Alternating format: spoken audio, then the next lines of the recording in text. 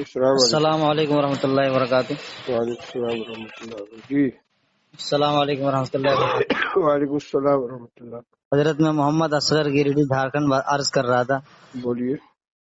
حضرت ایک بات معلوم کرنی تھی کہ حضرت مولانا سعد صاحب دامت برکاتہم دارالعلوم دیوبند تشریف لے گئے تھے، ایک دو دن پہلے دارالفتہ بھی پہنچے اور اکابر سے ملاقات ہوئی۔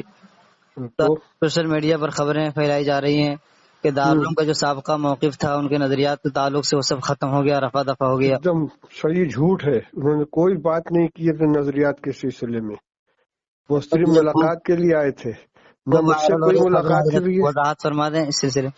نہ مجھ سے کوئی ملاقات ہوئی ہے، نہ مجھ سے کوئی بات ہوئی ہے۔ صرف ملاقات کے لیے وہ گئے تھے، مولانا ارشد صاحب کے یہاں گئے تھے، دارالفتہ میں گئے ہیں، صرف مفتی محمود صاحب کے پاس تھوڑی دیر بیٹھے رہے، لیکن ان کے نظریات اور ان کے خیالات کے سلسلے میں نہ کوئی گفتگو ہوئی، نہ انہوں نے کسی چیز سے رجوع کیا ہے۔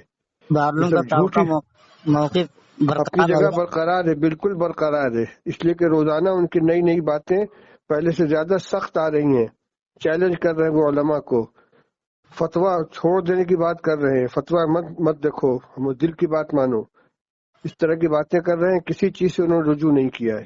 بہت بہت شکریہ حضرت، خلطان دور ہو گیا الحمدللہ۔ السلام علیکم۔ وعلیکم السلام ورحمۃ اللہ۔